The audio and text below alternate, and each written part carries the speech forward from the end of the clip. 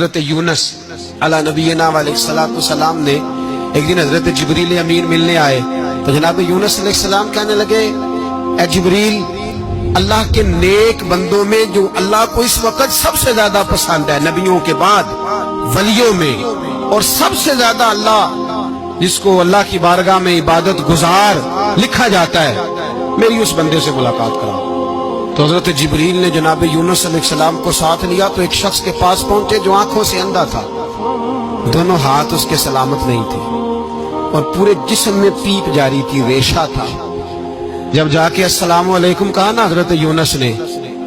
اس نے وعلیکم السلام کے بعد پہلا لفظ پتہ کیا کہا؟ اس نے کہا یا اللہ تیرا شکر ہے، یا اللہ تیرا، آپ بھی ادا کریں اللہ کا شکر، یا اللہ تیرا، اللہ تیرا شکر ہے۔ حضرت یونس علیہ السلام کہنے لگے تو شروع سے اس طرح کا ہے، نابینا بھی اور ہاتھوں سے معذور بھی اور سارا جسم شروع سے؟ تو بڑے ہی خوبصورت لفظ اس بیمار نے کہے، کہنے لگے نہیں حضور، میں بالکل ٹھیک ٹھاک تھا،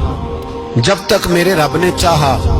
کہ یہ دنیا کو دیکھے تو تب تک اس نے مجھے آنکھیں دی،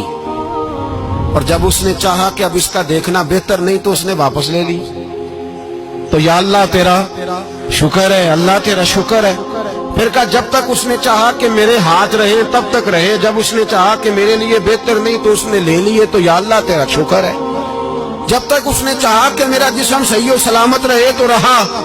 اور جب اس نے چاہا کہ میرے لیے بہتر نہیں تو مجھے بیمار کر دیا، تو یا اللہ تیرا شکر ہے۔ تو حضرت یونس علیہ السلام کہنے لگے جبریل واقعہ یہ اللہ کا سب سے زیادہ شکر گزار بندہ ہے، سب سے زیادہ عبادت گزار بندہ ہے، سب سے زیادہ۔ میرے رسول پاک علیہ السلام نے فرمایا جب میرا رب کسی کو بیمار کرتا ہے تو دو فرشتوں کو بھیجتا ہے، جاؤ میرے بندے کی تیمارداری کر کے آؤ۔ اللہ اکبر، خود رب بھیجتا ہے۔ میرے نبی پاک صلی اللہ علیہ وسلم نے فرمایا رب دو فرشتے بھیجتا ہے، فرماتا ہے پتہ کر کے آؤ میرے بندے کا اس کا کیا حال ہے، حالانکہ اللہ سارے جانتا ہے۔ فرشتے آتے ہیں واپس جاتے ہیں، رب کریم پوچھتے ہیں بتاؤ میرا بندہ کیا کہتا تھا؟ اللہ تجھے سارا ہی پتہ ہے، پر ہم سے پوچھتے تو بتا دیتے ہیں، وہ یہ کہتا تھا کہ میں اپنی رب کی رضا پہ بڑا ہی راضی ہوں، وہ تیری حمد کر رہا تھا، تیری تعریف کر رہا تھا، تیرا شکر کر رہا تھا، تیرے لیے کلمات حمد بیان کر رہا تھا۔ تو میرے نبی پاک علیہ السلام فرماتے ہیں، اللہ فرشتوں سے فرماتا ہے سنو پھر، اگر میں اپنے بندے کو اس بیماری میں شفا دوں گا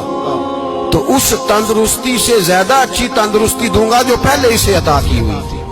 پہلے سے اچھی صحت دوں گا، اور اگر اسے اس بیماری میں موت دوں گا تو پھر مرتے ہی اس کے لیے میں جنت کا فیصلہ فرما دوں گا۔